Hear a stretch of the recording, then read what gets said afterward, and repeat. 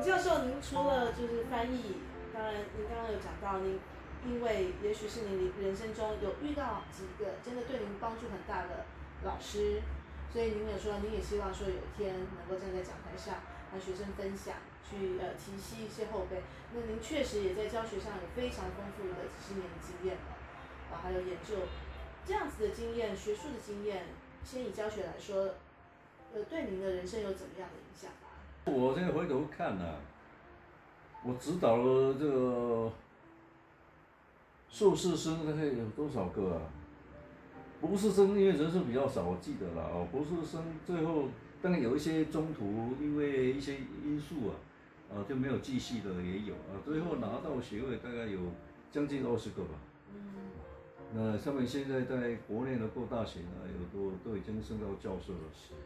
当过系主任有好多个了，还有当过院长的也蛮多了。所以从学生的身上这个我感觉非常的安慰啊。博士生20位，那硕士生一定是上百位嘛。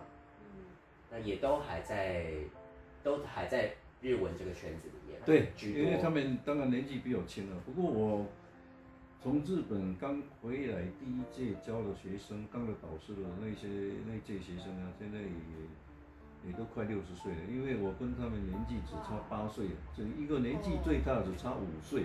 哇！所以他们搞不好有的都比我快当阿公了。不是搞不好，就是好几个都当阿公了。对，我指导的大概将近100位的硕士生，还有将近20个的博士生里面，他们的写论文的题目大致上都是他们自己决定的。是。这一点我觉得跟有一些老师或者是日本的老师很不同的地方。日本老师大概指导学生一定要是自己的领域。是。那我是觉得呢，因为写论文，这个要写的人，要做研究的人是研究生自己，不是老师。那老师只是指引他一个方向，或者说看到论文结构啦，或者有些地方是不是有一些走偏的啦，或者有一些不足的地方，也就是说不是拉着他的手，或者是当然每个人不一样有的老师可能会帮学生改论文改得非常详细。这样的老师当然我觉得也有值得钦佩的地方，不过我的做法不是这样的。我是讲出你的缺点，但是应该是你自己去改，不是我帮你改得非常详细。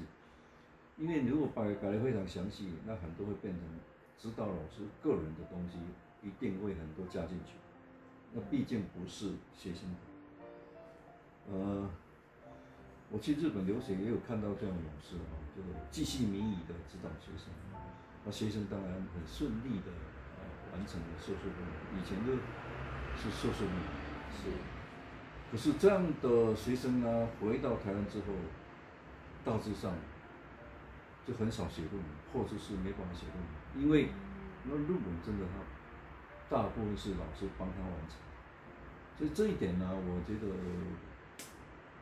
以我个人来看不是很好。就是我让学生们自己自由选择题目，然后呢，在这种撰写的过程之中，我尽量不要太多的干涉，讲出一个大方向，不做细部的一个删改或者是指导。所以我的学生写的论文五花八门。硕士生里头还有很早的时候，就有人写这个有关于日本漫画。哇！在那时候，大概全学校全台湾都没有人写这方面的。对。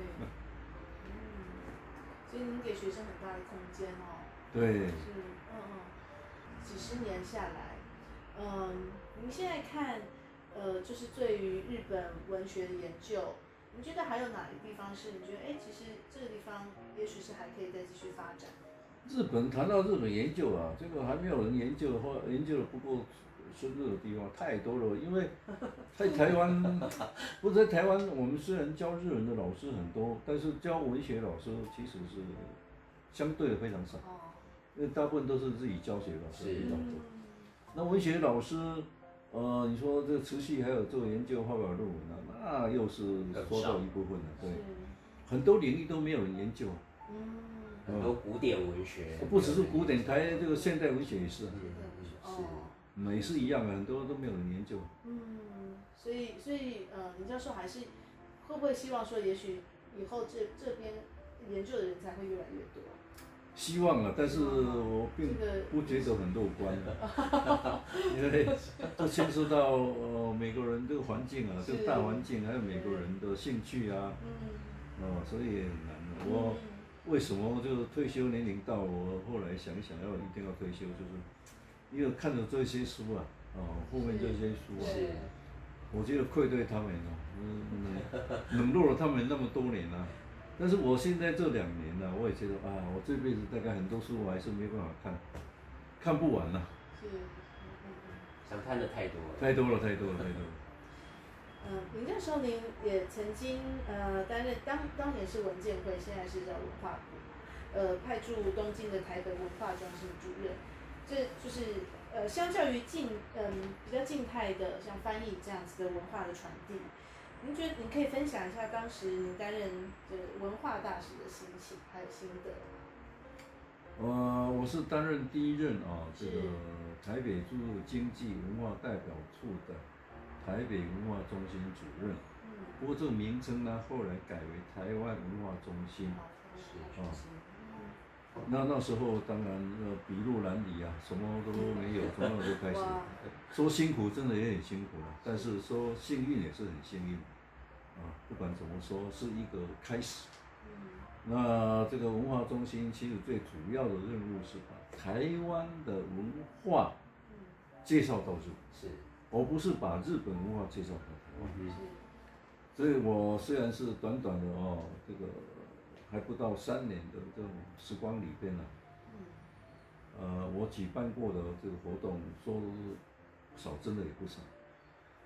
有这个美术啊，就是这个邀请了这个一些画家，特别是还有年轻的画家，让他们有机会到东京去展览。那有一些比较老大家的到这个也去那边展览。另外呢，还把这个我们的布袋戏介绍到东京，而且那布袋中任大师中任弼，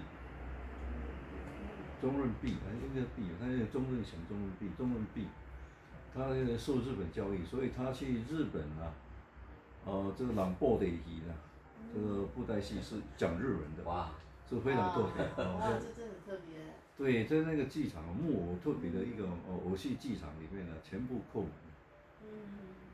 另外呢，我也邀请了很多我们台湾的作家啦、小说家、诗人这些到日本去跟日本的诗人作家交流。另外呢，也好几场都到这个早稻田请他们去演讲。那当然现在的环境不一样，现在有专属治理地方，我们那时候没有呢，所以我要办活动，就一定要找日本人跟日本合作，要不然我们那时候正式的那时候编制虽然是3个人，但是大概大部分时间都只有2个人我是当主任，还有一个秘书，就2个人，2个人不可能办那没办法办，所以才找日本。对，而且也没有场地对。而且我们也请这个舞蹈这个去那边跳舞啦，还有那个盲人音乐家弹钢琴我们也有请他到东京去去演奏这个钢琴。所以我们台湾的东西呢，介绍到日本日本人其实都蛮喜欢的，蛮欢迎的。如果现在那更是因为3.11大地震，日本大地震之后，整个日本对台湾呢产生了很大的改变。台日友好。会这个从来未有过的一种台日之间的关系好到这种程度。我们那时候呢，当然整个算不错了，但是还没有到这种程度。我知道您自己对于台湾的文学也很喜欢，然后也有研究，也不断的在推广台湾的文学哦。那台湾就文学外交上，您觉得还有哪些进步的空间呢？台湾文学外交啊，这个当然现在文化部啊，还有国立台湾文学馆很努力在这方面的事情，也有一些很好的成绩啊。不过说真的，你说距离打响台湾文学日子那个目标那个距离还是很远的。是。像现在新的这个文化部长李永和先生呢，有时候有一些人说，哎，他跟文化没有关系的，其实他跟文化有很深的关系，不是没有关系。虽然他出身媒体人，但是他在担任这个文化部部长之前，他是客委会主委，他把台湾的这个客家文学呢，翻译成日文，翻译成西班牙文，还有其他国家的这种语言，而且他因为是媒体出身的。他很懂得利用媒体来推广、来促销台湾的文学文化。像客家文学，因为我承办了客家文学的翻译跟推广，我知道跟他有一些这个接触，我了解他做事也很有魄力，而且他就一下子就不是一本一本，他一下子就5本客家文学翻成日文到日本去发表，然后办这个研讨会等等的，这一下把客家文学的名号在日本就打响。所以这一点，他因为出身媒体，会利用媒体的影响力，这一点可能是他很大的一个优势。所以也不是另外呢，他其实不，他把这个文学东西除了这个翻译之外，他也改编成这个舞台剧，甚至于电影方面，他整个就是以文学为一个主题，然后呢，以这种不同形式来呈现文学，所以这种影响力是非常大的，很灵活对，很灵活，而且跟他以前的出身有关。所以我个人是觉得这个台湾的这个文化当然包括这个文学，要到这个外国去打响，我想在这个李永的部长的任内呢，我想应该会有一个很好的成绩表现才是。是。我之前看到林教授您在脸书上面也有分享，您之前也是在我记得是桃园龙潭那边有长期的去采访这位这个客语的作家，也去世了。您在客语的文学的翻译上面，也是真的是有很多的这个努力很多的贡献。不，我其实不能说多了，因为刚好这么机缘凑巧这个承接了这个客委会的这个客家文学的翻译跟行销的这个计划。因为这样子我认识到了一些这个客籍的这个作者，当然这之前也有多少有所认识了，不过就因为这种机缘认识更多。那一方面呢，我也重新呢让我意识到自己身为客家子弟。这说来呢，我也几十年都没有意识到自己是客家人。因为谈到这个呢，就是我们的打寮南村二人西的这方面呢，就是一种叫客家话，叫诏安客。这种诏安客是在现在我们台湾的客语里面不同的这种系统里边呢，人数是最少的。而且就是说这个以前现在承认为这个客语的一种，以前都不被承认，一方面这个人数少，另一方面呢，就是因为跟北的客语的差异比较大，所以曾经有一段很长时间呢，被认为是傲客，不好的客家话。所以我现在贬低，我现在回过头来才能够了解，为什么我们那时候老一辈彼此之间都用客家话讲话聊天，可是跟我们晚辈都不讲客家话，都讲闽南话，这为什么？这一个就是因为觉得讲客家话也没有什么好处，然后甚至于都被人瞧不起，因为讲傲客都被人瞧不起，所以可能有这种自卑或者是一种意识，所以不希望自己的子弟在讲客家话，所以都不跟我们讲客家话。这一点，这个我现在想，这个感触很深啊。我最近也有跟我这个打牛奶的这个表弟聊起来，他说对啊，我们那时候就长辈啊都不跟我们讲客家话，所以现在就诏安客家话这个懂的人真的非常少。也因为这样子呢，所以我很长一段时间呢都没有意识到我其实是客家子弟。那很高兴的就是2020客家名人录里面呢，竟然把我收进来了，所以我很高兴，很高兴。不是说我成为名人，我是说，我被承认是客家子弟。客家子，诏安是。对，诏安林教授刚刚提的，真的这个好像现在也慢慢改变，因为我父母也是客家人嘛，但是我们是美浓那边，那当然讲的人比较多。美浓是属于哪一种？它是四县的。对，四县的客家话我了解不多，但是我有时候会去听一下。而且客委会它也有一些同一个单字那个不同的腔调到底怎么讲？其实四县的讲的人非常多，而且四县又比较最容易懂。是四县美浓跟苗栗的是比较蛮相似的，然后新竹那边应该是海陆又有不太一样。就比较难懂的差异比较大，我觉得诏安是差异最大，再有是饶平。饶平呢就讲的人也没有那么多，对，饶平是在哪一带？台湾哪一带？苗栗那一带可能有，我不是很清楚，不过可能有，但是因为客家人不可能全部集中在一起，都会四散的。就饶平的，也相对之下是比较难懂。四县我是觉得最容易懂，因为我听很多都很容易懂。是。但是我意思并不是说我现在就会讲了。可是对啊，客家人现在自己可能慢慢这个客家的自信慢慢回来了，或者说重新这个文化认同。因为记得爸爸妈妈说，他们刚上台北的时候，也工作应征上跟别人陌生人交流上面也不太敢说自己是客家人。对。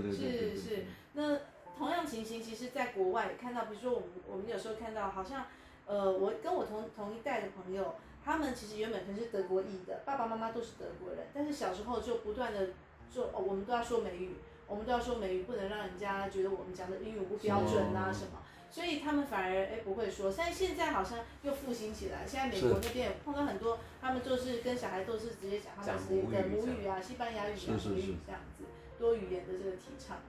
对啊，世界在这个改变啊，这个是。尊重母语的这种精神啊，好像越来越普遍了。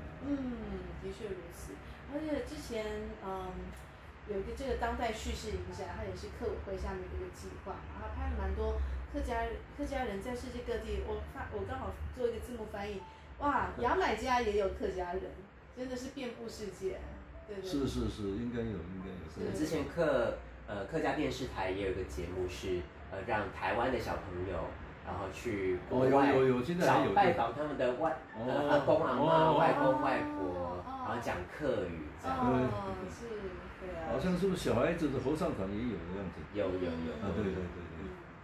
哇，讲了这么多，那林教授还想要再问问看，就各个生活的层面吧，包括您说就是也许您自己的著作，还有翻译。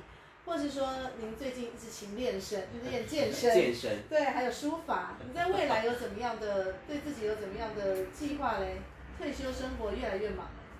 就谈到这个书法，我大学的时候曾经跟后面的这个没有，就练习的，这才练1年多了。那时候大学的时候曾经跟书法名家的李溥洪先生呢。学了大概1-2年吧，不过那时候学生嘛，只是在课外活动里头的这个里头学了。那时候啊，我曾经有过，我50岁的时候开书法展，后来我才知道那是不可能的，因为到了大3、大4忙着毕业，然后之后就完全跟书法脱离了书法，完全就是没有关系，所以我。退休之后，我想，我无论如何要把这以前的这个书法再重新捡回来。所以我就在2018年2018年退休，但是那时候因为承办客委会的案子，所以很忙。到了2019年呢，我4月开始呢，又重新这个写书法。是。3月开始呢，我这个到这个运动中心呢去健身。健身。那健身为什么会健身呢？其实就是我想，这个可以用2个字，也可以用4个字来说明这个理由。如果是2个字的话，就贪生；如果4个字，贪生怕死。这为什么呢？因为我父亲、我大哥、二哥呢，全部都是因为心血管疾病，都3高心血管疾病去世，而且年纪都不大。我父亲有几岁就去世，我大哥73，后来就也是心脏啊，还有这突然就心肌梗塞呢就去世，然后我二哥呢78，可是在后来几年也是中风啊，不断的这种中风啊，所以我在想，我有很多事情想做，如果我不活得久一点的话，我这些事就做不了。所以我想，这不行啊，我一定要改变，要改变现况，要健康这样。对，要健康，要改变，要活久一点。那当然，一方面我也受到三岛由纪夫的影响。三岛由纪夫也是我蛮喜欢的一位作家。虽然我翻译他的东西，但是我读过他的不少作品。三岛由纪夫呢，就是文武两道文呢，文当然就是他的这种创作啦，武是什么？其实他一个很重要的武士道，文武两道。另外呢，他也有观念呢。这个一讲可能又讲远了。不过他的文体以前的文体不是，他到了这个金国寺的时候，文体很大的改变，修饰语非常多。那他晚年呢，大家知道他是切腹自杀。是。那如果你喜欢三岛由纪夫，看过他的介绍，你也可以看得到，他也是练剑，还有呢剑道，还有柔道，很多了，都是好几段。因为他小时候瘦小的，身体也不好。他说人你没办法生没办法自己控制，死是可以自己掌控的。所以他的死那是他自己安排。是。然后呢，他的肉体也是他自己去改造。所以他在改造方面呢，一方面改变了他的文体。我们讲金国寺是一个很大的改变。是。这是他的文体，好坏喜欢不喜欢另一回事，是他自己做的改变。二个他的身体肉体呢就改变。所以我是觉得呢，你要活久一点，这责任应该是自己。如果我还是以前超过90公斤或90公斤左右，然后又3高的话，我大概可能也不会活得很久。所以我想我必须改变。那必须改变呢，必须把体重降下来。还有一个，如果你是虽然活着，但是呢躺在床上也没有用，所以必须活得健康。那活得健康怎么办？所以我后来就想到这个重训。重训不一样，就是说你每一个部位都可以自己去锻炼。是。这跟别的运动不一样，别的运动大概有个比较固定的1、2个、2、3个部位。譬如说我之前也打了那个20-30年的羽毛球，那羽毛球当然就手啦，还有脚，那其他部位你不一定会做到，但是呢，你重心不一样所以，一方面呢，我曾经为了这个体重太重，我就苦恼，因为体重太重就3高嘛。3高是太胖了。虽然曾经也要减重，但是呢，我靠着这个晚餐只有吃蔬菜，这个清烫的蔬菜啊，对，但是那个减下来，可是减了这个几公斤都减不下来。因为毕竟有限。第二个，就我那时候是快走或慢跑，但是那消耗的卡路里非常有限。是。所以虽然是曾经成功了又失败了，现在回过头来看呢，其实那种减重是失败的，是错误的。为什么？如果你每天晚餐只能吃蔬菜的话，往后你可以一直这样子吗？不可能嘛。再说，就像后来有一阵子台风下大雨，蔬菜非常贵，蔬菜非常贵啊！你的一颗蔬菜几百块啊，一餐的话你1000块可能都搞不好吃不饱。对，这种时候吃泡面，台风来的话没有蔬菜，就是吃一些这种比较高热量的东西，那这时候就马上会被打回原形。对，我也是复胖。对。所以这个，这个重性就是传统讲的健美。健美，我觉得维持住健美，为什么？一个健康，一个要美。是。因为你有美的意识，我想那个可能在你的行动上有所改变，有所影响。要重训，然后减重的，譬如说以我这个年纪啊，年轻人我不知道怎么减重了我这种年纪啊，因为年纪大的话，一个普遍会有一个现象，就是肌少症，肌肉慢慢会流失。所以你看很多70、80岁了，他这个穿内衣的时候，你看看好像都全部没有肌肉，都骨头，对不对？那个就是肌少症。但是肌少症的话，就容易跌倒，跌倒啊就会很危险，因为年纪大了不能跌倒，所以必须呢，让他肌肉不要流失，甚至于可能的话会长一些肌肉。那这长一些肌肉，你就必须饮食上要多吃蛋白质的东西，你的肌肉所以为什么重性人都吃很多去买鸡胸肉吃，鸡胸肉脂肪少，然后呢肉蛋白质含量大。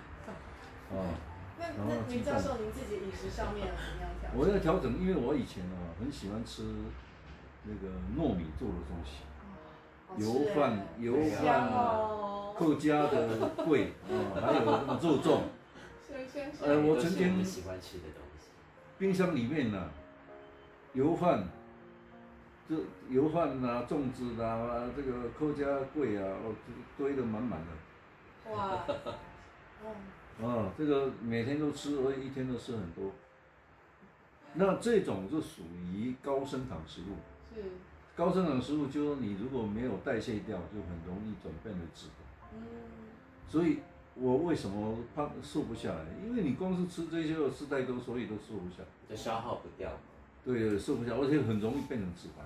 所以我之前都是脂肪肝重度，那现在啊，今年初去检查的时候，我这个脂肪肝已经变成极轻微了，极轻微了，但是体重下降，还有这种重性了，所以饮食一定要调整，就是说你高升糖的食物一定要控制，然后多吃蛋白质，多吃蛋白质会长肌肉，所以如果不是饮食没有加以调整的话，光是运动那也做不到。所以我都吃那个鸡腿就比较油，又比较没有那么多蛋白，就是它都是脂肪比较多嘛。鸡腿像现在好滑润哦。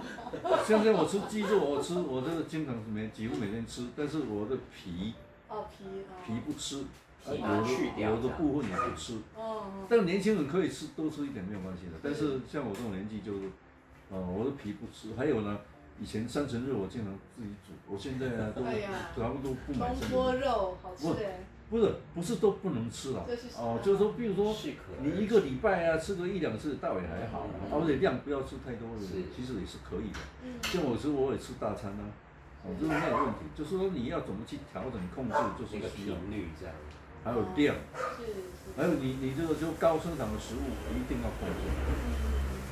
你譬如说那个蛋糕，我喜欢甜食，这个一定是不行的。那这真的是。自我要求的纪律，真的是我觉得很不简单的，是不是某一方面跟这个翻译和写作也是一样的精神？这个我不知道有没有关系呢？我是从开始重训我本来很喜欢吃冰尤其夏天我每天都要吃一碗冰，刨冰很好吃。但是呢，我从去年开始重训到现在，我没有吃过1碗冰。这样说戒就可以戒了。我也不知道，我真的都不吃了。所以改变的其实不只是你的身形，改变的是心态。对啊，心态上面也改变了。对，整个心态就不一样了。而且我现在后来好像3层肉也不曾买过了。哇。那现在买吃猪肉的话，我都尽量就买那个瘦的。本来要有一个目标就是像我以前也是，我这个刚从日本回来，我那时候想，我几年后要想升副教授，几年后想升教授，1年要发表几篇论文，其实我都有一个规划，都有设定那个目标，对，设定目标，所以大致上不敢说一定100%达到，但是让都达到了。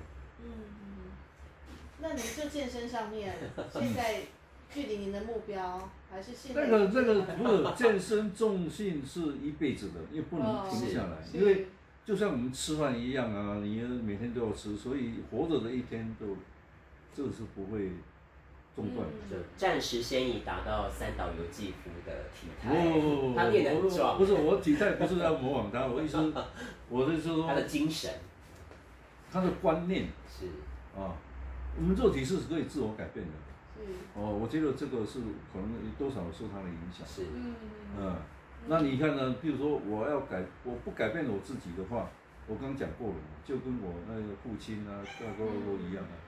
那一定的，我现在我的侄儿就比我年轻，就已经是糖尿病了。这糖尿病这个心血管疾病是连在一起的。如果我不改变，就是这样子。所以也不得不做，但是林教授还有很多事情想要做，一定要让自己身体健康下去。是，包括刚刚您说的这个秘密的计划，希望能够完成的这个秘密计划，就翻译上面。这个出版社赶快对啊，跟林教授接洽一下。是。那林教授最后还想要请您和我们的观众还有听众分享一下，您的心灵思慕喜的3大配方，什么东西是让您人事物让您觉得快乐、放松，或是让您充满活力的？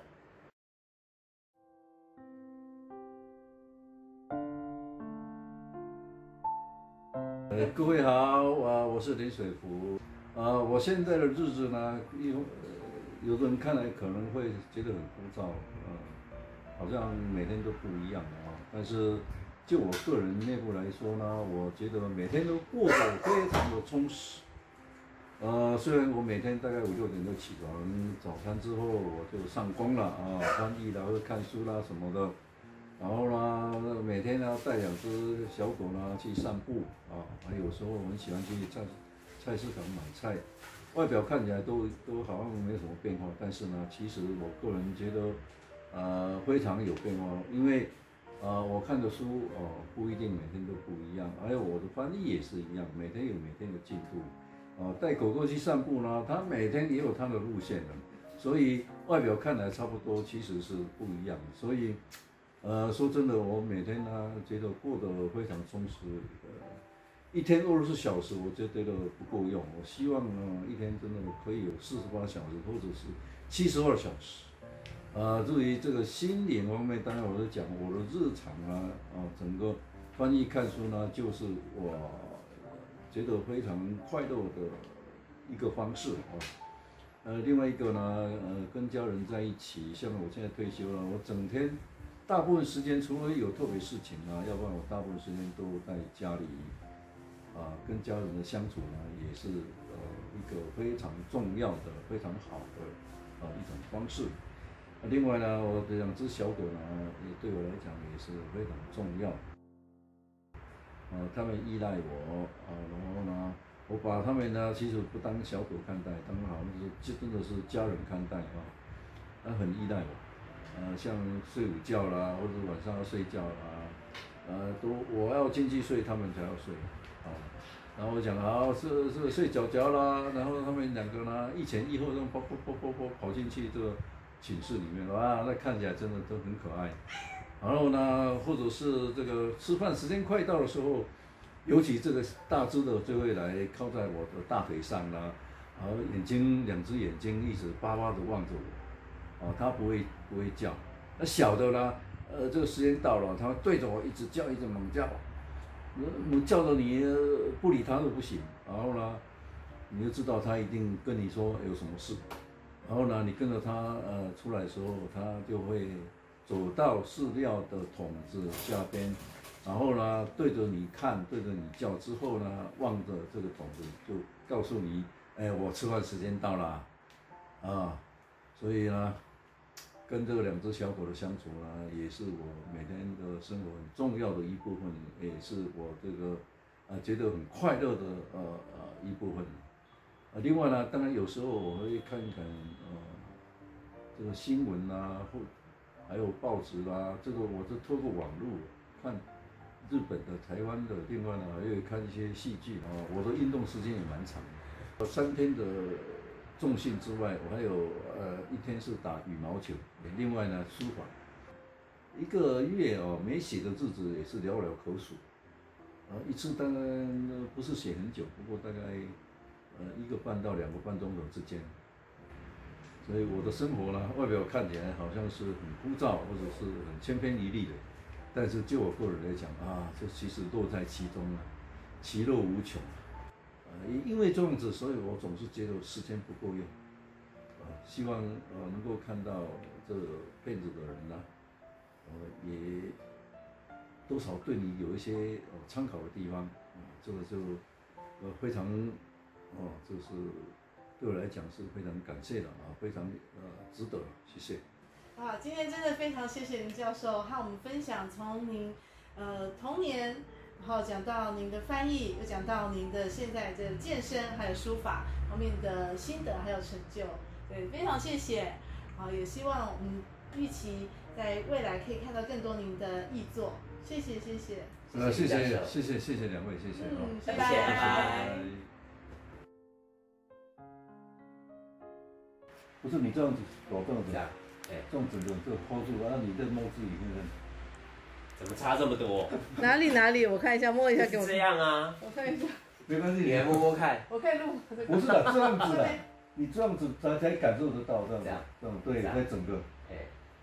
哇，真愉快耶！我的。你的身份在哪里？非常没有找到。